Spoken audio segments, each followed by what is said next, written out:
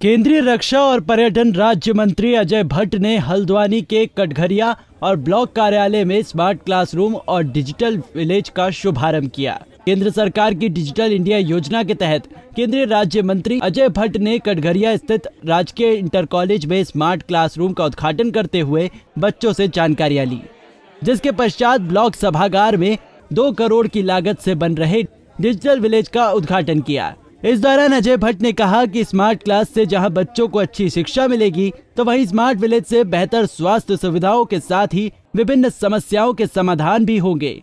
उन्होंने कहा कि डिजिटल विलेज में न सिर्फ टेलीमेडिसिन की सेवा दूर दराज के गरीब मरीजों को दी जाएगी, बल्कि सभी प्रकार के प्रमाण पत्रों की सेवाएं भी एक ही छत के नीचे मिलेंगी। हमने HPE जो कंपनी है उनसे CSR की मांग करी। हम भाग्यशाली हैं कि उत्तर भारत में अभी तक यह पहली CSR द्वारा खोली गई ई-विलेज है।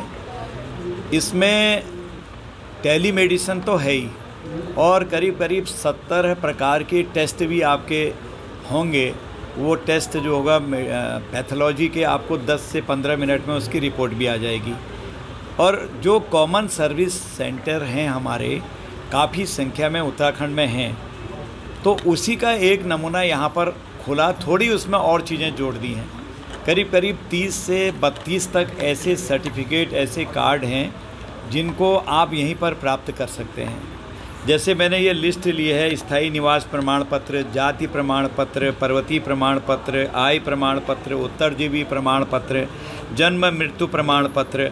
और ये दोनों जो होंगे ये शहरी क्षेत्रों में होंगे, जन्म भी मृत्यु भी। आयुष्मान कार्ड, ई-श्रम कार्ड, प्रधानमंत्री स्वनिधि, प्रधानमंत्री किसान सम्मान, प्रधानमंत्री श्रमयोगी मानक, श्रम कार्ड, पैन कार्ड, ये सारी चीज़ों को हर एक के लिए अगर आप चाहते हैं कि आपको भी किसी चीज़ की आवश्यकता है तो आप भी यहाँ आके ले सकते हैं। पासपोर्ट भी यहाँ बना सकते हैं। एक सुविधा ये है यहाँ पर, पासपोर्ट के लिए हम भटकते रहते हैं। मैंने लिस्ट ली है। 2 पहिया वाहन का इंश्योरेंस हो जाएगा, 4 पहिया वाहन का इंश्योरेंस हो जाएगा, सारे वाहनों का इंश्योरेंस होगा। और जो तिपहिया वाहन है हमारा, जितना भी आप देते हैं तिपहिया वाहन, इसका भी इंश्योरेंस यहीं से होगा। और सबसे बड़ी बात है, आप अपना हेल्थ इंश्योरेंस जो करा रहे हैं वो भी यहाँ से हो जाएगा। इतना ही नहीं, कुमाऊं यूनिवर्सिटी और उत्तराखंड ओपन यूनिवर्सिटी के ऑनलाइन फॉर्म भी आप यहाँ से ले सकते हैं। वहाँ भी आप जा सकते हैं, सीधे सीधे जाने की ज़रूरत ही नहीं है। और अगर आपको बैंकिंग सेवाएं करनी हैं, अकाउंट ओपनिंग वो खुल जाएगा, RD FD हो जाएगी, लोन फाइनल हो जाएगा, सिविल आपका स्टोर चेक है वो भी आपको सब उपलब्ध हो जाएंगे। वही अग्निवीर भर्ती को लेकर अजय भट्ट ने कहा कि अग्निवीर भर्ती ठीक ठाक चल रही है, लेकिन जो भी फर्जी दस्तावेज के आधार पर भर्ती के लिए आएगा वो पकड़ा जाएगा और उसके खिलाफ क्रिमिनल प्रोसीडिंग चलेगी।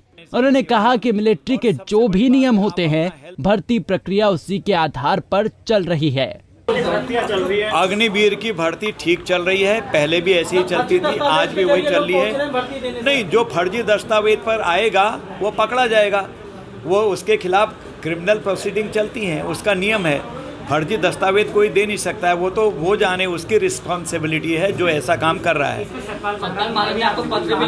नहीं, मुझे पत्र तो नहीं मिला है, मुझसे बात करी उन्होंने। मैंने कहा कि ये सब बातें हैं, भर्ती का एक निश्चित पैमाना होता, मापदंड होता है, उसकी ऊंचाई कितनी होगी, कितना जंप करना होगा, कितनी टाइम में रेस निकलनी होगी, वो सब चीज़ें बना हुआ है जिसको कैमरे देख रहे हैं आज।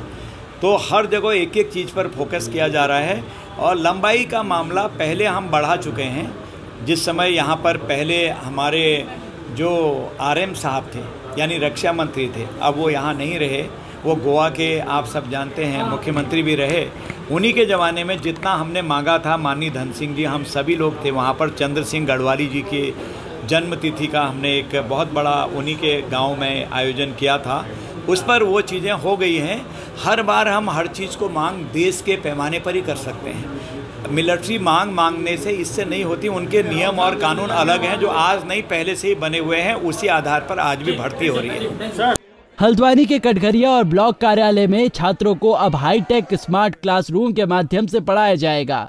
स्मार्ट क्लासरूम केंद्रीय विश्वविद्यालय में न केवल अपनी तरह की अनूठी सेवा है।